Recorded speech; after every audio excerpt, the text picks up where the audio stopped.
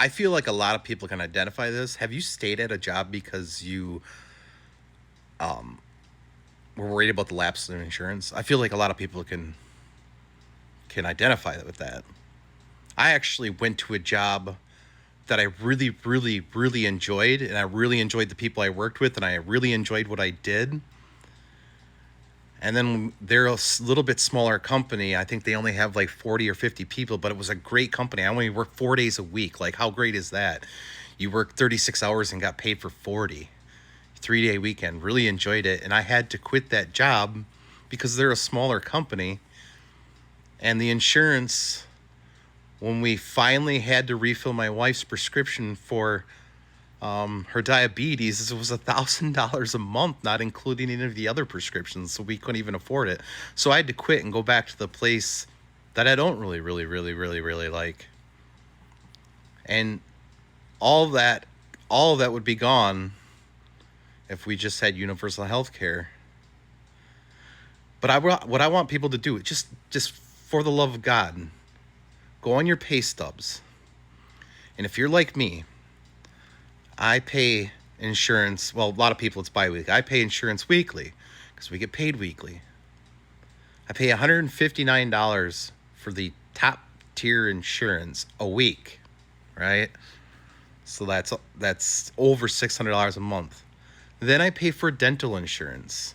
Then I pay for eye insurance. Then I pay for hospital identity insurance. I pay for all of these insurances. I don't know if I pay for short-term or long-term disability. That might be included. I pay for life insurance. All of these insurances that don't make me feel like I'm insured. Because when I go to the doctor, and I have had medical issues for 3 years that they are still trying to resolve, to the point where I got to take pain meds daily just to get through the day. That's besides the point. The point is, like, we're adding it up, and between my premiums, paying for glasses, paying for the ortho appointments, the dentist appointments, the co-pays that for some reason don't go towards deductibles. Figure that out. Or co-insurance, or however they look at it. And then on top of that, paying for the prescriptions. Like, it's going to come out to like $23,000 at the end of this year that I'm paying. And what people don't understand is there's an employer contribution that's a lot too. I think ours is like $800 a month that our employer also has to pay. Like universal health care. Let's say even if it's a $5 copay to go to the doctor and it's a $5 copay per prescription, let's say that's the max. And there's no deductibles, this and that. Like, I know a lot of people, they're on state benefits that are the federal, the Medicaid, and they're paying like $1 for a prescription. And there's zero out-of-pocket costs to go to the doctor. And everybody's mad at them and not the insurance companies that are killing us. We think that because we pay this ungodly amount of money for insurance that we hate having to pay for, that because they don't pay it, they're the problem. Like, you realize if everybody is insured, everybody is healthier in the long run. Let's say everybody, after 10 years, we roll out Medicaid for all. Everybody's healthier because they're not afraid to go to the doctor. There will be a ramp-up period, yes. You can't dump everybody out on it right away, but you could start at the top, the really older people, and move it down every couple years. And then we could invest in, like, I don't know, I would like to see my tax dollars invested in making sure we have doctors and nurses. That seems like a good use of tax dollars. I don't know, sending 20 billion to Argentina. That doesn't seem like a good use of tax dollars. To put that in perspective, just so you know, that 20 billion we sent to Argentina, we could have made, I think it was 10,000 people millionaires in the United States. And we sent it there. And not because of any military strategic or anything politically strategic or anything natural resources strategic. We just sent them because they're buddies with them. But again, I'm just going back. It's the for-profit insurance companies that are fighting us, the corporations. But you realize if everybody's covered, everybody's healthier, everybody lives longer, and we have a stable system. We know how much has to be paid in. You could see that on your taxes. They were saying like it would only be like 10% on your check, and I know you're like 10% tax.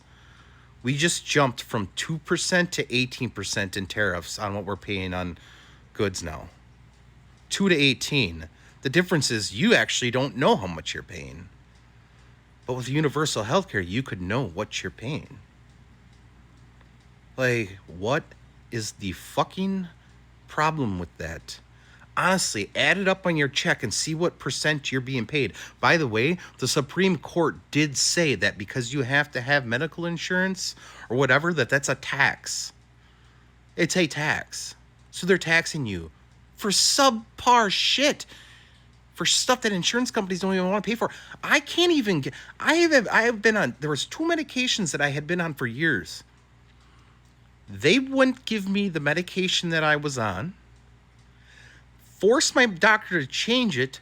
They wouldn't give up the backup medication and said I either had to pay out of pocket, which was like $460 a month, or she had to switch to something she knew now wasn't going to be as effective. Also, if everybody's on insurance, the cost of services actually goes down because everybody has insurance and you're not covering the uninsured, which you are in at some point paying. If you're covering, the hospitals are upcharging to cover those losses. They're getting subsidized for those losses through tax dollars. I sit here and try to explain this stuff, and it's like I understand that trying to find this stuff online, but if you truly just add it up on your check and look at it and then start counting the cost of your prescriptions or how much money you have to dump into your FSA every year or HSA, or even like when we start talking like over the counter stuff that you could get, like there's a dandruff shampoo that I was buying over the counter, but I found out I could get a prescription for cheaper. But again, just add it up and tell me that if it works for 25% of Americans right now, that it can't work for 100%. Over 10 years, you could supercharge the hospitals and the staff needed if we invested in that. That is all I am asking. I don't want to be bankrupted because of either not having insurance or having subpar insurance. People cannot even afford the deductibles anymore. And you're probably one of them. Do the math, please, for the love of God. And when somebody brings it up, ask your politician what plan they have and how they could ramp that up. If they don't have an answer, make them get an answer. Make them create the plan. It's so frustrating.